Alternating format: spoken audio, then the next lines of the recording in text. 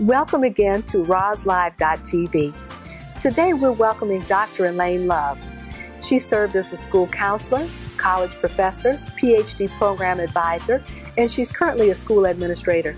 She brings solid credentials and a deep understanding of various cultures and a wealth of experience to her current role as an assistant principal in a highly diverse middle school in the South King County area.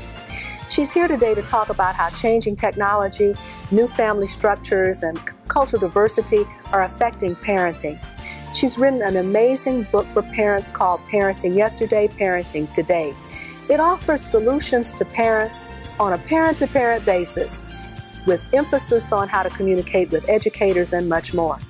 Most importantly, Dr. Elaine Love is the parent of a daughter who's thriving.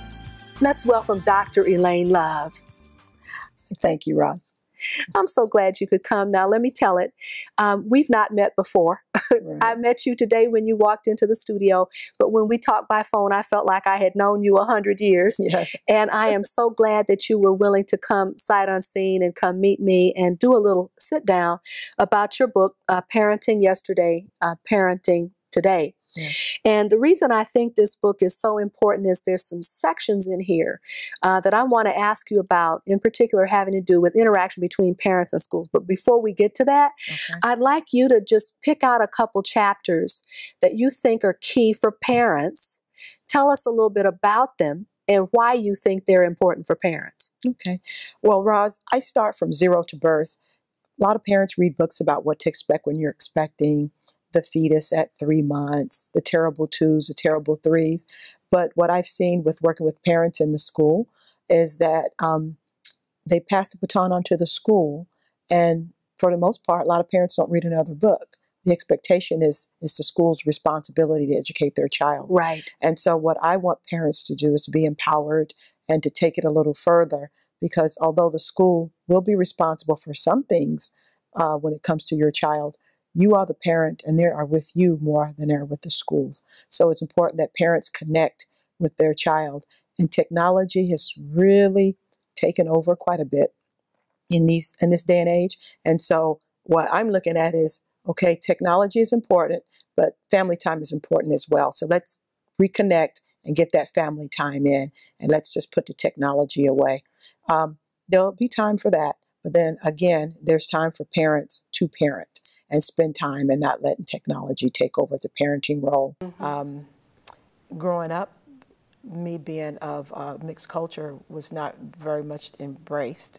And so I had teachers that mentored me and actually helped me to feel good about myself. So there's a chapter in there about embracing your culture and writing a poem about where you are from and how your background and your diversity is important as far as feeling good about yourself. So there's a chapter in there about writing a poem about feeling good about you. And then the last chapter that I really enjoy is leaving the nest. Some parents will say, okay, at age 18, it's time for you to leave the nest. Well, did you come up with a plan?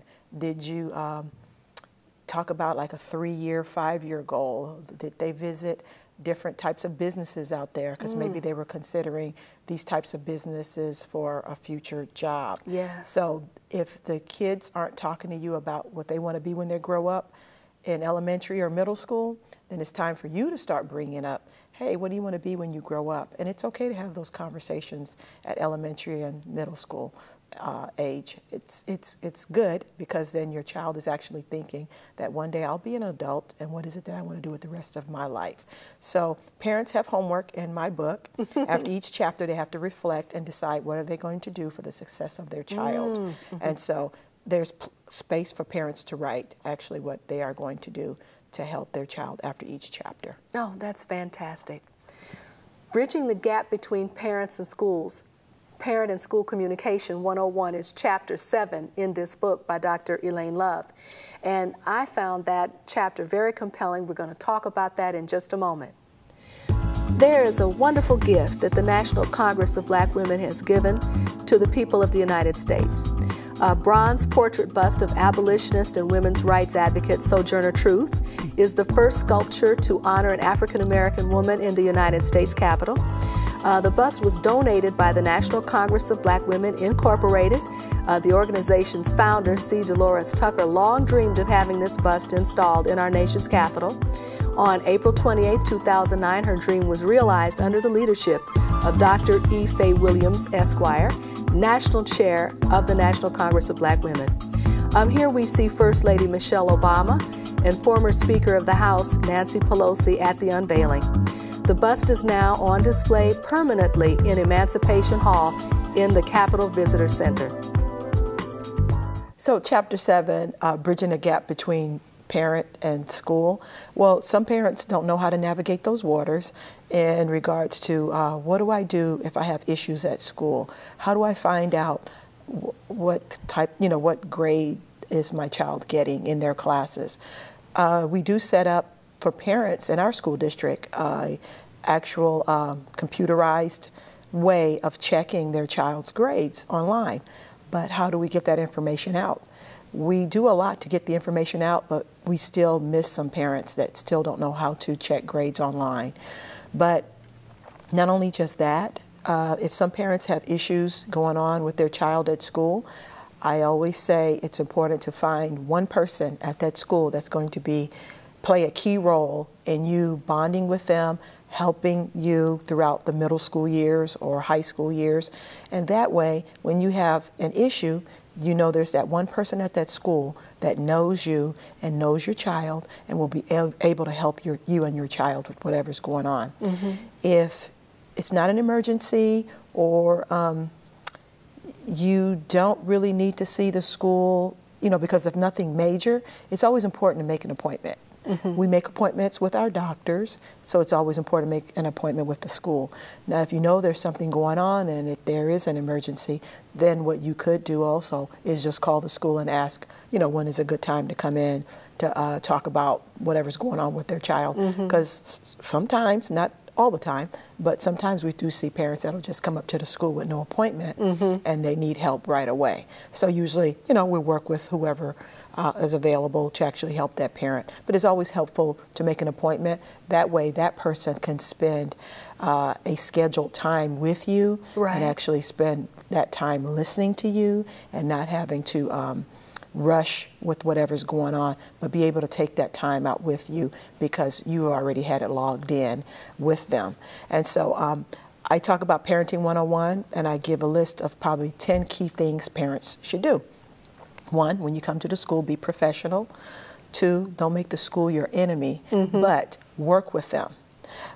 One thing that I put in there is that although we want to believe everything our child says, do know that teachers normally have better things to do than to tell things that aren't true about your child. Right. So being defensive doesn't help. It doesn't solve any problems. So what you want to do is use your problem-solving skills.